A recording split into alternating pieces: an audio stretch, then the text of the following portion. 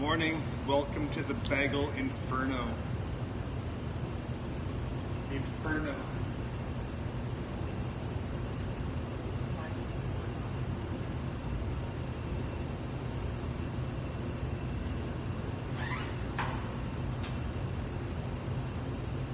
Just waiting for my oven to get hot. It's at 350.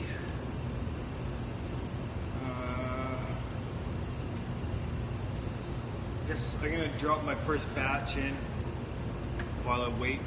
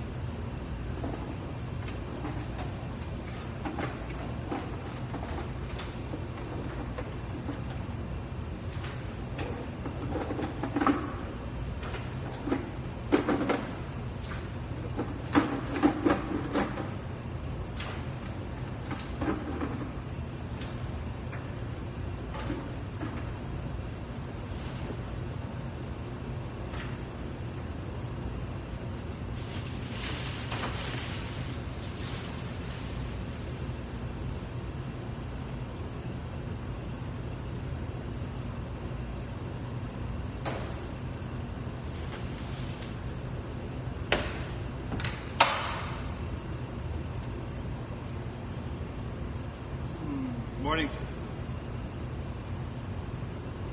So I put my first batch into my pot.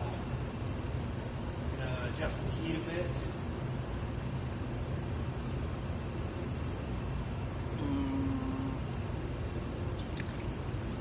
My oven temperature is still a bit low.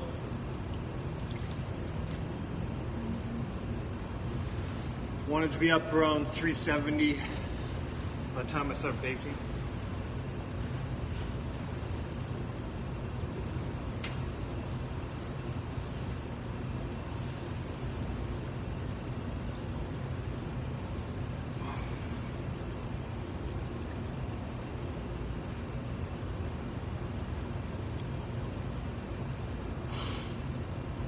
Hamlin towns in Brunswick, by famous Hanover City, the river Weser deep and wide washes its wall on the southern side, a pleasanter spot you've never spied. But when begins my ditty, almost 500 years ago, to see the townsfolk suffer so, from vermin was a pity. Rats, they fought the dogs and killed the cats, and bit babies in the cradles, and ate the cheeses from the vats, and licked the soup from the cook's own ladles, split open the kegs of salted sprats, made nests in the men's Sunday hats, and even spoiled the women's chats by drowning out their speaking with shrieking and squeaking in 50 different sharps and flats. At last the people in a body to the town hall came flocking. "'Tis clear," cried they, "our mayor is a naughty, and as for our corporation, shocking, to think we buy gowns lined with ermine, for dolts who can't or won't determine what's best to rid us of our vermin. You hope because you are old and obese, to find in furry civic robes ease. Rouse up, sirs, give your brains a racking, to find the remedy we are lacking, or sure as fate will send you packing." At this the mayor and corporation quaked with a mighty consternation. An hour they sat in council. At length the mayor broke silence, for a gilder eyed my ermine gown sell. "I wish I were a mile hence. It's easy to bid one rack one's brain. I'm sure my poor head aches again.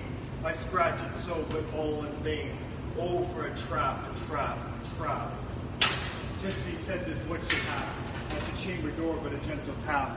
"Bless us," cried the mayor, "what's that?" With the corporation as he sat, looking little through wondrous fat. Nor brighter were his eyes, nor moister, than a too long opened oyster, save when at noon his paunch grew mutinous, for a plate of turtle green and glutinous. Only a scraping of shoes on a mat, anything like the sound of a rat makes my heart go pit-a-pat. "Come in," cried the mayor, looking bigger, and in did come the strangest figure. His long queer coat from heel to head was half yellow and half red, and he himself was tall and thin, with sharp blue eyes each like a pin, and light loose hair and swarthy skin, nor tuft of hair on cheek nor beard on chin, but lips for a smile went out and in. There was no guessing his kick or pin, and nobody could enough admire this tall man in his quaint attire. Quoth one, "It's as my great-grandsire, starting up with a trunk of Phoenix bone, had walked this way from his painted tombstone." He advanced towards the council table. "And please, your honor," said he, "I am able, by means of secret charm to draw, all the creatures living beneath the sun, that crawl or swim or fly or run, after me so as you never saw. And chiefly use my charm on creatures that do people harm, the mole and toad and newt and viper, and people call me the Pied Piper." And here they notice round his neck a scarf of red and yellow stripe, to match with his coat of self-same check. And that scarf stand hung a pipe, and his fingers they noticed were ever straying, as if impatient to be playing upon this pipe, as low it dangled over his vesture so old-fangled. "Yes," said he, "Pied Piper as I am, in Tartaria fled the Cam, last June from his huge swarms of gnats. I eased in Asia the Nizam of a monstrous brood of vampire bats. And as for what your brain bewilders, if I rid your town of rats, will you give me 1,000 guilders?" 50,000 was the exclamation of an astonished mayor and corporation. Into the street the piper stepped, smiling first a little smile, as if he knew what magic slept in his quiet pipe the while. Like a musical adept, below his pipe his lips he wrinkled, and green and blue his sharp eyes twinkled, like a candle flame where salt is sprinkled. And ere 3 shrill notes the pipe uttered, you heard as if an army muttered, and a muttering grew to a grumbling, and a grumbling grew to a mighty rumbling, and out of the houses came the rats tumbling.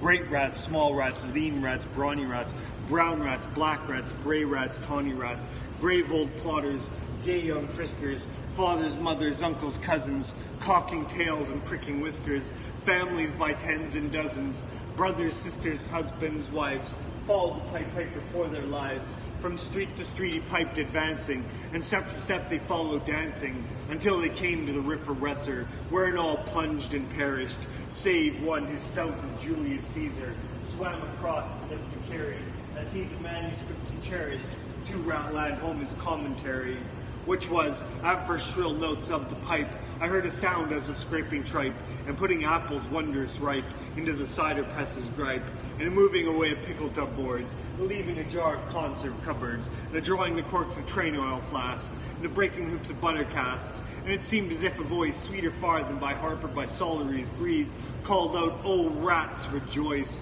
The world is growing to a vast dry saltery, so munch on, crunch on, take your nunch on, breakfast, supper, dinner, lunch on, and just a bulky sugar punch on, already staved like a great sun shone. Gracious, scarce an inch before me, just as me thought it said come bore me, I found the Wesser rolling over me. You should have heard the Hamlin people ring the bells, they rock the steeple. Go, cried the mayor, get long poles, poke out the nests and block up the holes, consult with carpenters and builders, and leave in our town not even a trace of the rats. When suddenly up the face of the piper perked in the marketplace, the first, if you please, my 1,000 guilders. 1,000 guilders. The mayor looked blue, so did the corporation too, for council dinners made rare havoc with claret, moselle, vin de gras, hawk, and half the money would replenish, the sell as big as blood of reddish, to pay the sum to a wondering fellow with gypsy coat of red and yellow. Besides, quoth the mayor with a knowing wink, our business was done at the river's brink. We saw with our eyes the vermin sink. What's dead can't come to life, I think. So, friend, we're not folks to shrink from our duty of giving you something to drink, and a matter of money to put in your coat. But as for the guilders, what we spoke of them, as you well know, wasn't a joke. Besides, our losses have made us thrifty. 1,000 guilders, come, take 50. Piper's face fell and he cried, no trifling, I can't wait beside. I promise a visit by dinner time, Baghdad, and accept the prime of the head cook's pottage. All he's rich in, for having left in the caliph's kitchen, of a nest of scorpions no survivor. With him I proved no bargain driver, with you don't think I'll bait a stiver, and folks who put me in a passion may find me pipe after another fashion.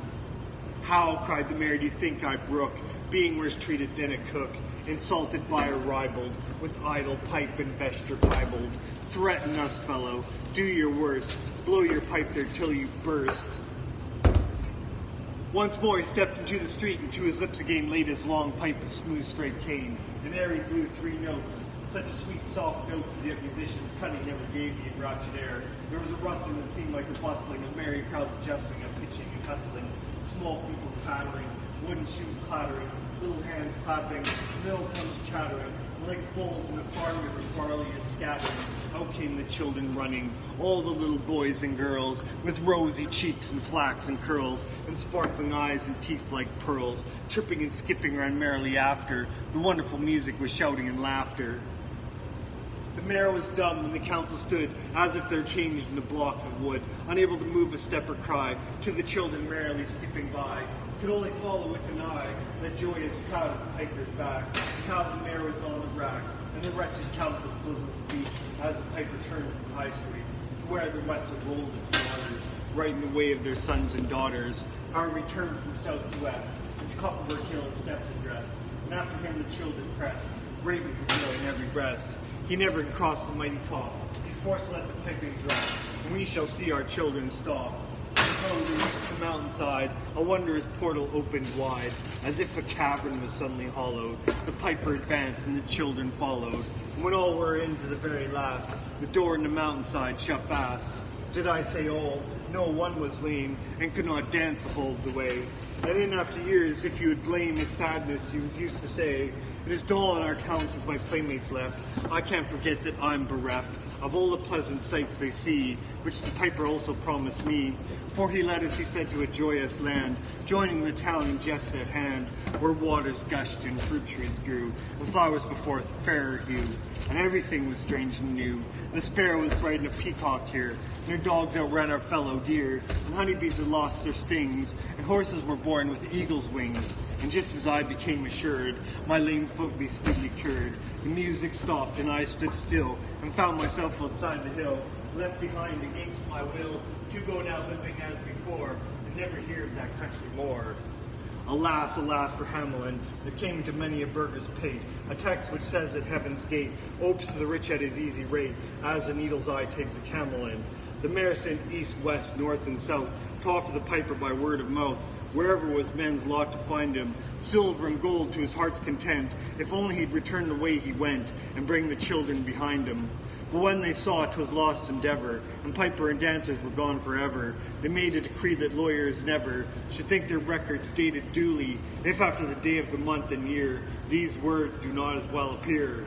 And so long after what happened here, on the 22nd of July, 1376, in the better memory to fix, the place of the children's last retreat, they called it the Pied Piper Street, where anyone playing pipe or tabor was short for his future lose his labor. Nor suffered they hospital or tavern, the shop was mirth, the street so solemn. And opposite the place of the cavern, they wrote the story on a column, and on great church window painted, the same to make the world acquainted, how their children were stolen away, and there it stands this very day. And I must not admit to say, in Transylvania there's a tribe of alien people who ascribe the way and dress, of which their neighbors laid such stress, to their fathers and mothers having risen out of some subterranean prison, into which they were trepanned a long time ago in a mighty band, out of Hamlin towns in Brunswick land, but how or why they don't understand. So, Lily, let me and you be wipers of scores out with all men, especially pipers, and if they should pipe us free from rats and from mice, if we promise them aught, let us keep our promise.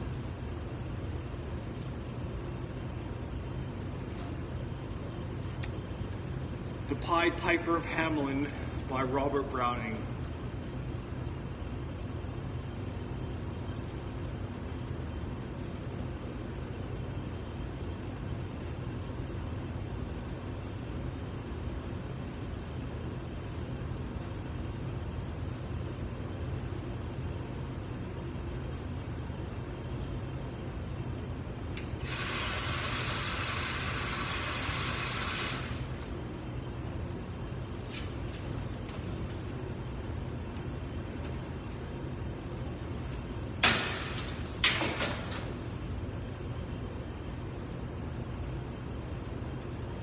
let me recite another poem for you. This one is by Robert Browning as well. Robert Browning is all I have in my repertoire right now. This one's to a dark tower, or child roll into a dark tower came. There you go.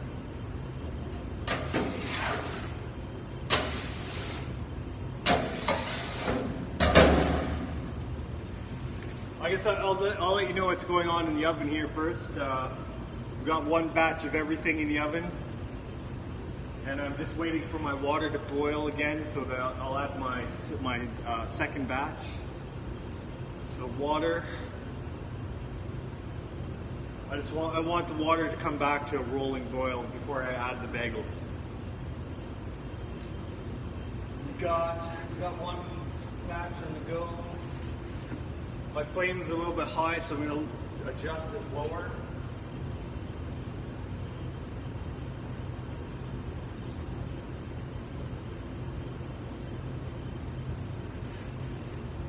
I can see some of the bagels are already browning. We don't want that to happen yet.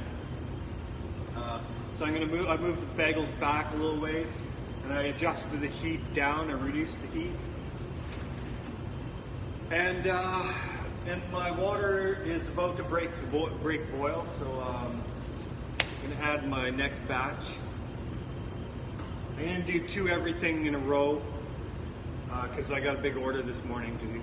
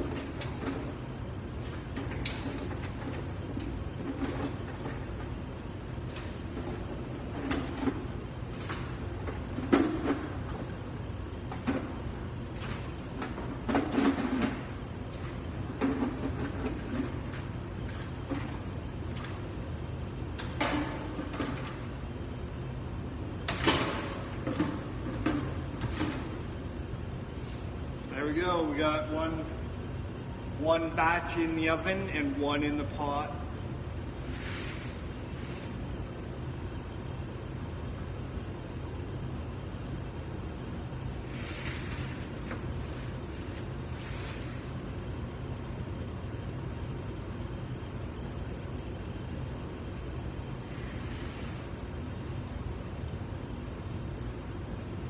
So here it goes. I'm going to recite Child Roll into a Dark Tower Came by Robert Browning. My first thought was he lied in every word, that hoary cripple with malicious eye, askance to watch the working of his lie on mine, and mouth scarce able to afford suppression of the gleam, and cursed and scored its edge at one more victim gained thereby. What else should he be set for with his staff? What saved waylay with his lies and snare? All travelers who might find him posted there, and masked the road. I guessed what skull like laugh would break, what crutch can write my epitaph for pastime in the dusty thoroughfare. If at his counsel I should turn aside into ominous track, Joel Bree hides the dark tower. Yet acquiescently I determined as appointed, neither pride nor hope rekindling up the endless sky, so much as gladness meant might be. For what with my whole world wide wondering, what with my search drawn out through years, my hope dwindled into a ghost not fit to cope with that obstreperous joy success would bring. I hardly tried now to defeat the spring, my heart made finding failure in its scope. As a sick man very near to death seems dead indeed, and feels begin and end to tears, and takes a farewell of each friend, and hears one bid the other go, draw breath, freely outside. Since all is over, he saith, the blow fallen, no grieving can amend. While some discuss if near the grave be room enough for this, and when a day suits best for carrying the corpse away, with carousel banners, scarfs, and staves, and still the man hears all and only craves, in never might not shame such tender love and stay. Thus I had for so long suffered in this quest, heard failure prophesied so oft been writ, so many times among the band to wit. The knights who to dark towers search address their steps, the gist to fail as they seem best, and all doubt was now, should I be fit? So quiet as despair I turned from him, that hateful cripple, out of his highway into the path he pointed. All the day had been a dreary one at best, and dim was settling into its close, yet shot one grim red leer to see the plain catch its astray. For mark, no sooner was I fairly found, pledged the plain after a pace or two, pausing through backward a last view, over the safe road 'twas gone, grey plain all round, nothing but plain to the horizons bound. I must go on, naught else remained to do. So on I went. I think I never saw such starved ignoble nature. Nothing throve, for flowers as well expect a cedar grove. But chortling spurs, according to your law, might propagate their kind with none to awe. You'd think a burr had been a treasure trove. No pedantry, inertness, and grimace, in some strange sort were the land's portion. See or close your eyes, said nature peevishly. In nothing skills, I can't help my case. 'Tis last judgment's fire must cure this place, calcine its clods and set my prisoners free. If there pushed any ragged thistle stalk above its mates, its head was chopped. The bents were jealous else. What made the holes and rents in the dock's harsh forest leaves? Bruises to balk all hope of greenness. 'Tis a brute must walk, passing their life out with a brute's intents. As for the grass, it grew as scarce as hair in leprosy. Thin, dry blades pricked the mud, which underneath looked kneaded up with blood. One stiff, blind horse, as every bone a stare, stood stupefied however he came there, thrust out past service in the devil's stud. Alive, he might be dead for aught I know, with red gaunt and callop neck astrain, and shut eyes beneath the rusty mane. Seldom went such grotesqueness with such woe. I never saw a brute I hated so. He must have been wicked to deserve such pain. I shut my eyes and turned them on my heart. As a man calls for wine before he fights, I asked one draught of earlier, happier sights. Ere fitly I could hope to play a part. Think first, fight afterwards, soldier's art. One taste of old time sets all to rights.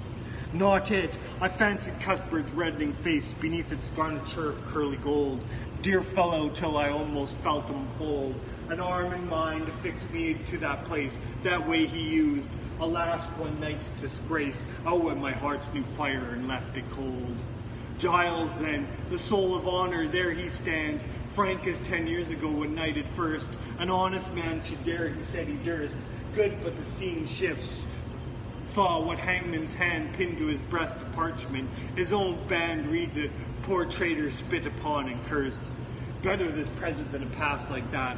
Back therefore to my darkening path. No sound, no sight as far as the eye can strain. Will the night send a howlet or a bat, I asked, when something on the dismal flat came to arrest my thoughts and change their train.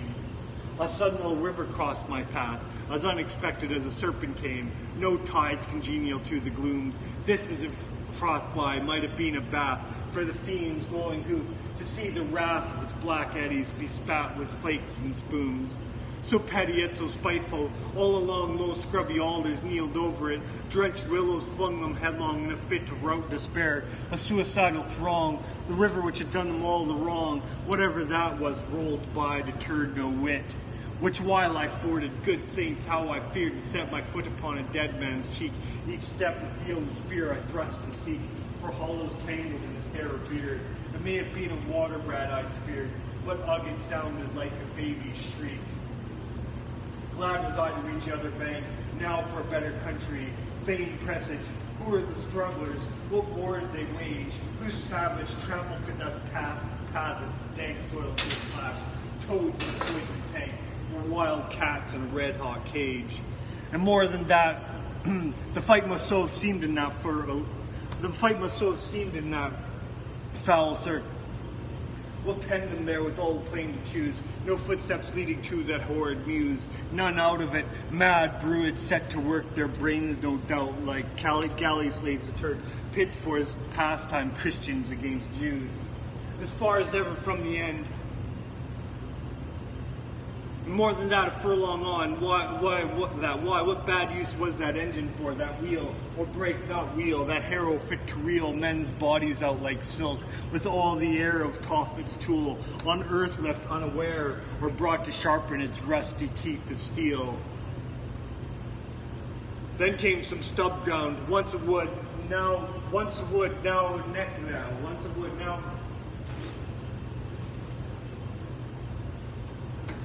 Once a wood, now near desperate and done, and so the fool finds mirth, makes a thing and mars it till his mood changes, and off he goes, within a rude bog, clay and marsh, sand and stark black rubble, stark black dearth back. Fuck. I lost it. Let's start from that one again. Then came some stub ground, once of wood, next to marsh it would seem, now mere earth, desperate and done with, so the fool finds mirth, makes a thing and mars it, till his mood changes, and off he goes, within a rude bog, clay and marsh, sand and stark black dearth. Now blotches rankling colored, gay and grim, now patches where some leanness of the soils broke into moss or substances like boils. Then came a palvito, a cleft in him, a distorted mouth that splits its rim, gaping at death and dies while it coils. As far as ever from the end, not in the distance, but even not, point my footsteps further out of thought. Great black bird, Apollyon's bosom's friend, sailed past the deep wide winged dragon penned, that brushed my cap perchance the guide I sought. For looking up where I somehow grew, the plain had given place all round him, mountains with such names to grace mere heights and heaps now stolen in view. How thus they surprised me solving you, how to get from there was no clear case.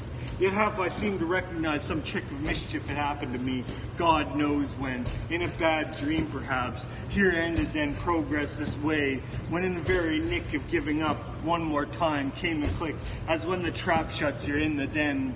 Burningly it came upon me all at once, this was the place, those two hills crouched like two bulls locked horn in horn and fight, while to the left a tall scout mountain, dunce and dotard, dozing at the very nunce, after a lifetime of training for the sight. What in the midst lay but the tower itself, the round squat turret, built of brown stone without a blind as a fool's heart, built of brown stone without a counterpart in the whole world. The tempest mocking off points to the shipman thus the unseen shelf he strikes on only when timber start. Not see, because of night perhaps, why day came back to that. Behind it left the dying sunset, kindled through a cleft. The hills like two giants in the hunting lay, chin upon hand to see the game at bay, now stab an only creature to the heft. Not here, when noise was everywhere it told, increasing like a bell, names in my ears, of lost adventurers my peers, how such was strong and such was bold, and such was fortunate, yet each told, lost one moment now the roll of years. There they stood, ranged along the hillside met, to view the last of me. For one more picture in a sheet of flame, I saw the renewed mall, and yet, dauntless, slughorn to my lips I set and blew, child roll into a dark tower came. I messed that one up a bit. Sorry I missed your comments there. I know. Saw a couple there.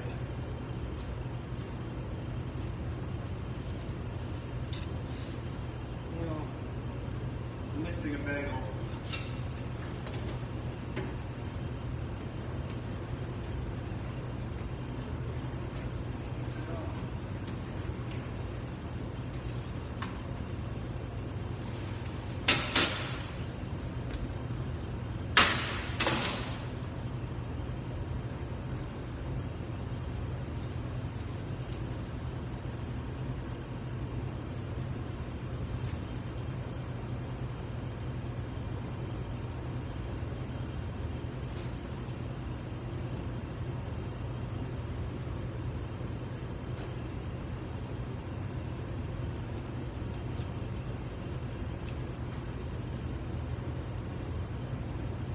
One day God said, this is what I'll do. I'll send down my son, I'll send him down to you to clear up this humpity-bumpity hullabaloo.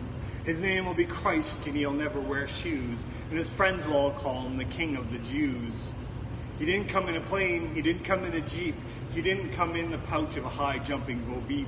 He rode on the back of a black Saskatoon, the blackiest creature you ever could view.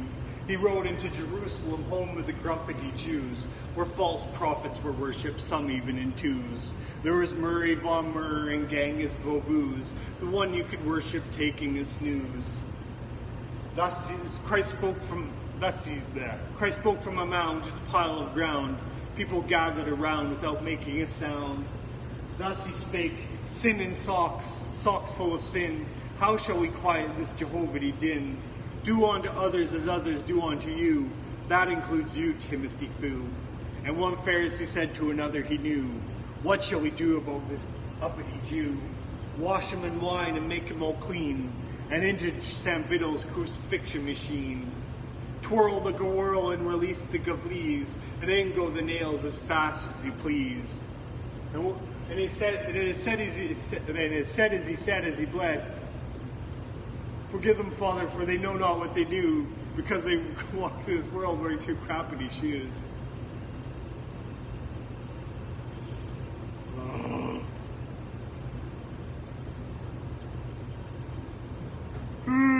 Excuse me. Okay, we got 2 batches of everything in the oven. We are going to do, what are we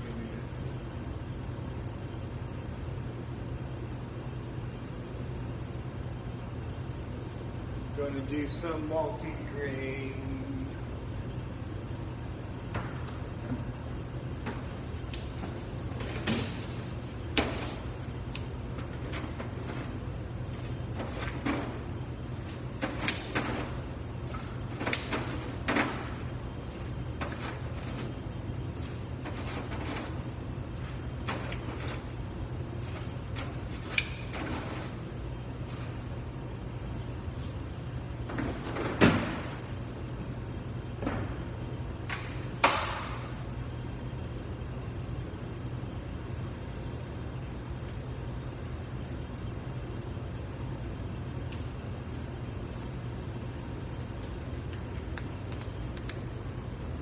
Hello, Shack Bar, Shabar.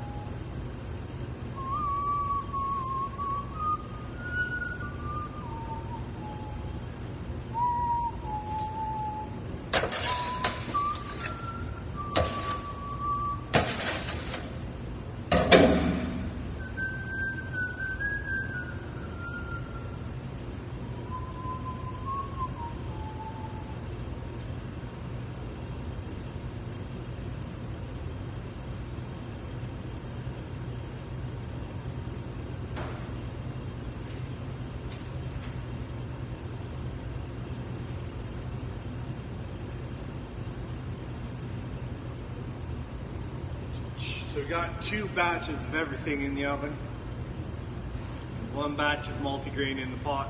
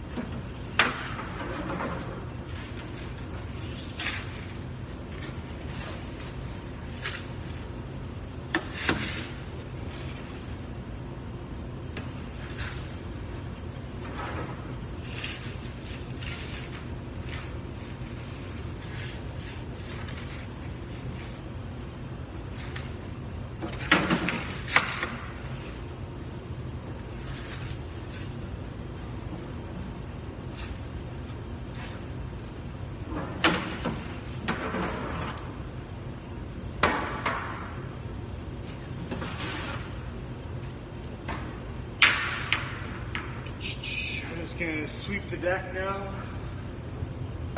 Everything has a very distinct flavor. It has lots of garlic in it.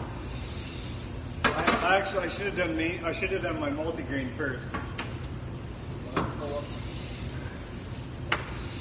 was thinking.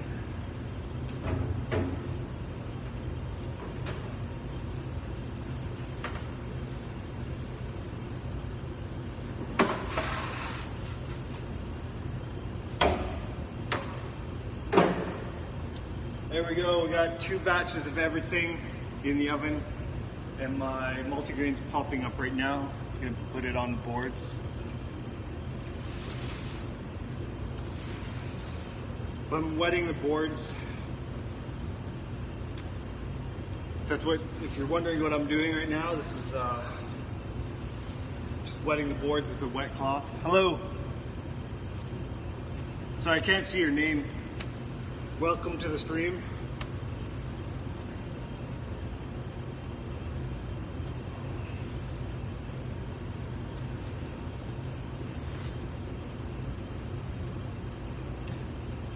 Louise, hello Louisa from Russia. Hi, hello Russian comrade.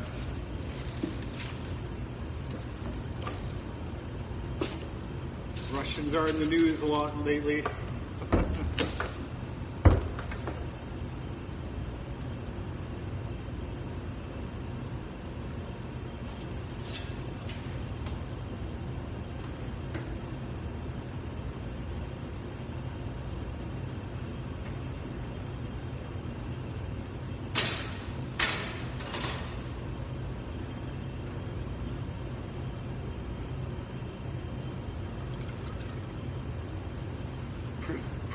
Prevent?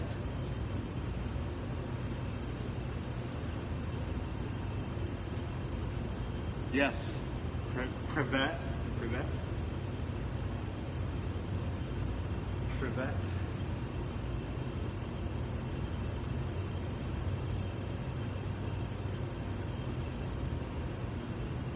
I'm gonna take my multigrain out of the boiling water.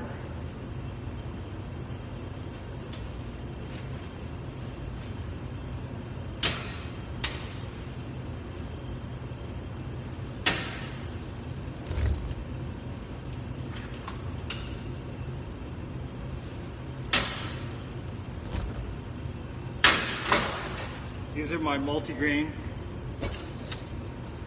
bagels.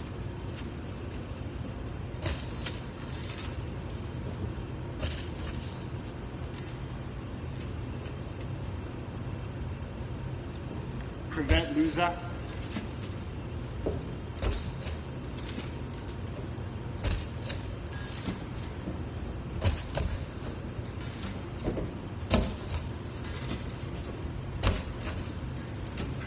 Luza? Hope you're not making me say bad things.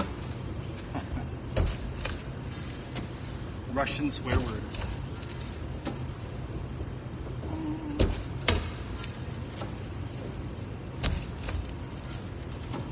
Seems like there's a lot of Russians on this platform. I guess it is Twitter, right?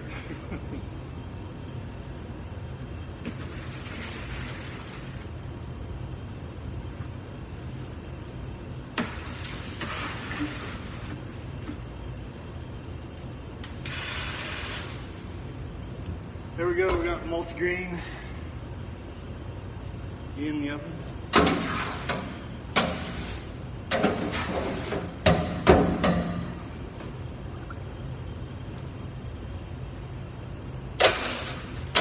I think there's a lot of Russians on, no, there's a lot of Russians on this platform. Oh, you don't need, yeah. I only speak English, sorry. No Russian.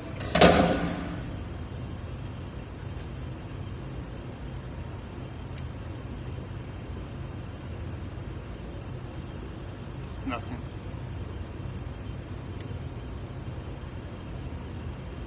Let's see, we got, everything looks like it's ready. take it out.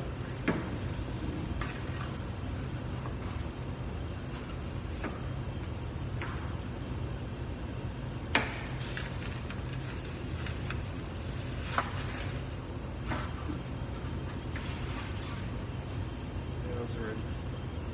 Here's our bagels.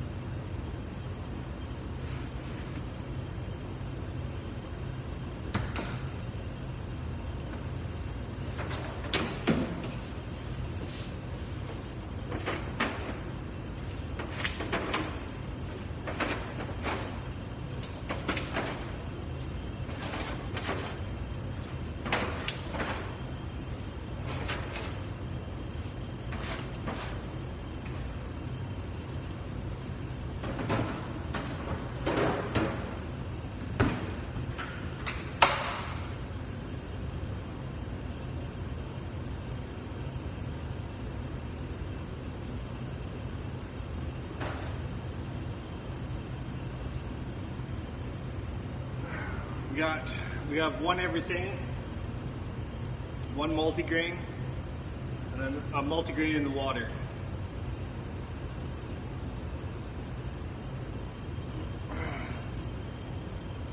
Welcome to the stream, my Russian friends.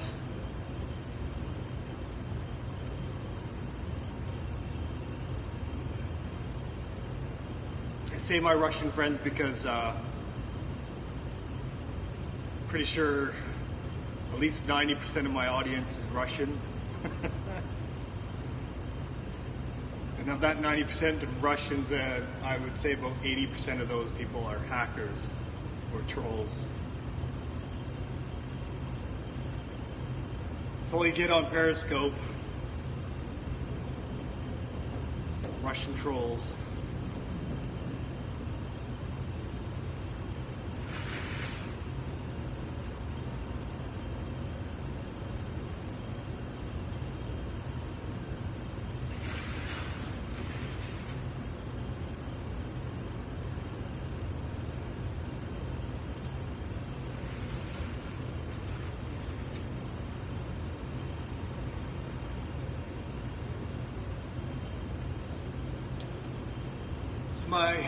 My batch of everything, they're starting to lightly brown now.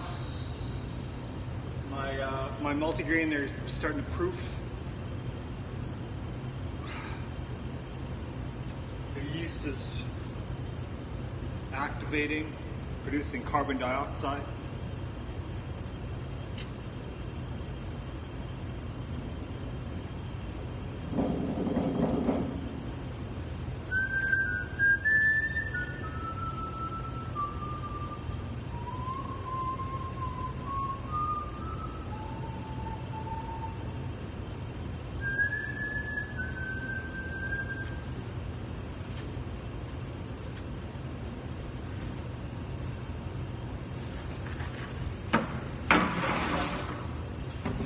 Sorry, I missed that.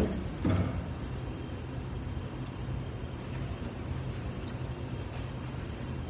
you're wondering what I'm doing, I'm making Montreal-style bagels. I work for a company called Rosemary Rock Salt. We're located in Vancouver. We have several locations. We have a North Vancouver location, which is the original location. We have, this is our second location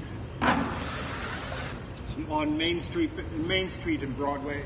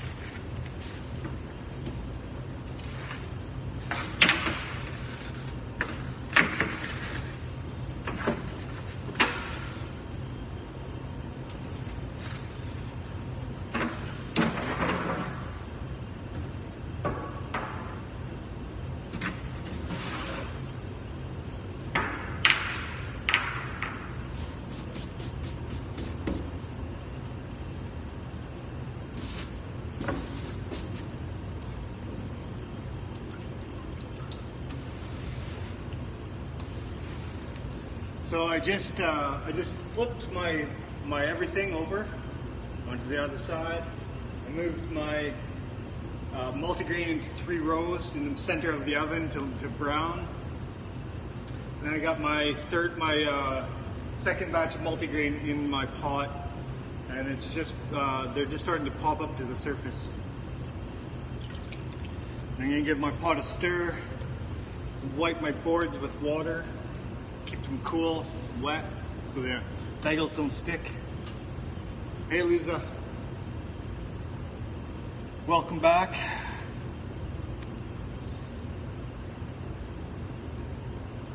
I'm gonna get my seeds ready. These are our multigrain seeds. I'm gonna add some more seeds to the bowl. Yeah, I'm on Instagram. I think it's under Stephen Tooney.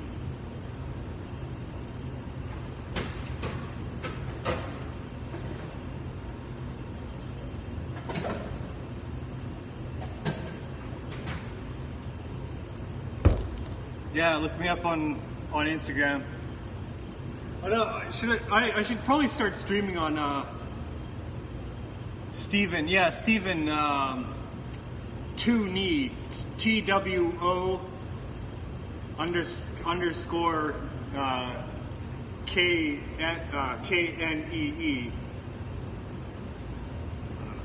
You probably won't be able to find me. I don't know. I'm not very Instagram or social media savvy.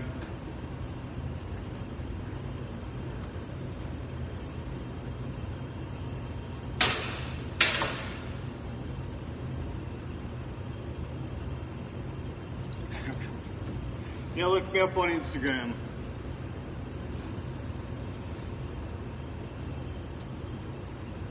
Okay, here's my multigrain seeds.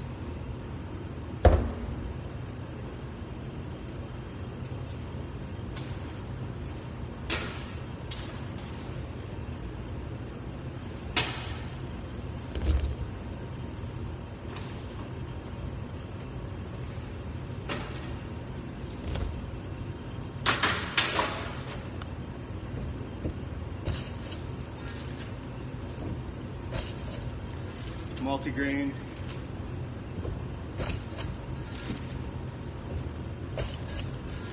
We boil our bagels in honeyed water. So it's what allows these, well, it helps the seeds stick to the surface of the bagel.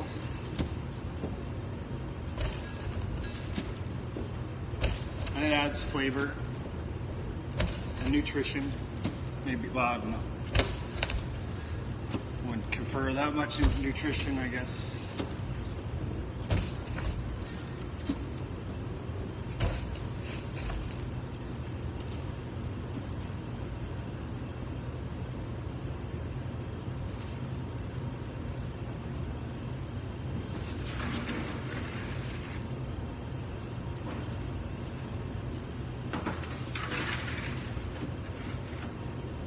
There we go, 2 batches of multigrain are in the oven.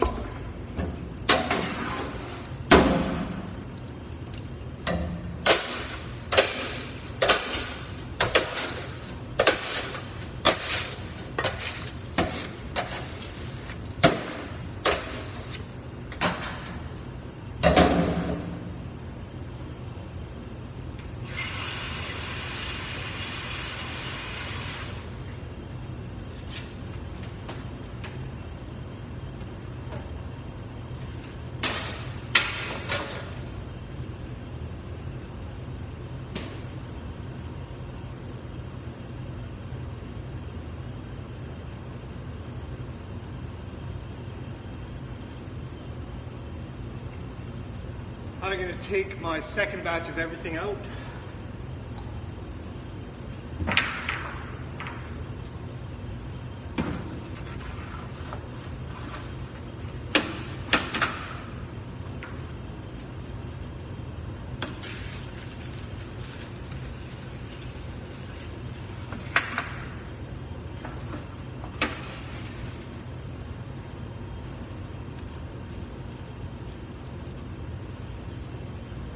These are better.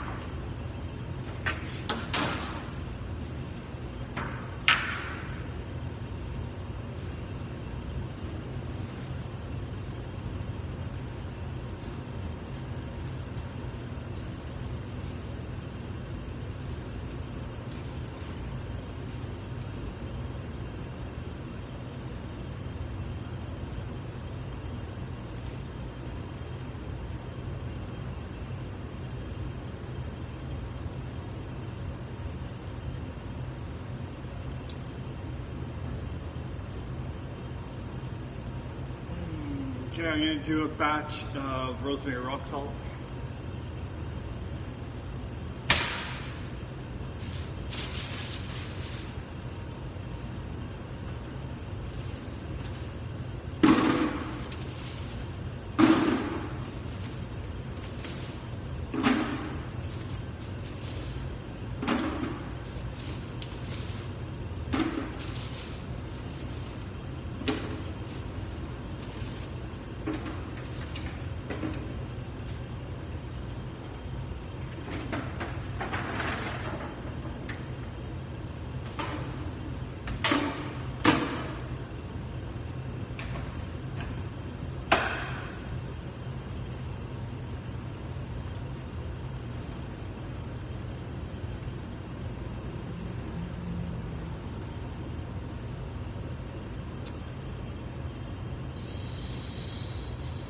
So I've done 2 everything, that's 60 bagels, and I have 2 multigrain in the oven,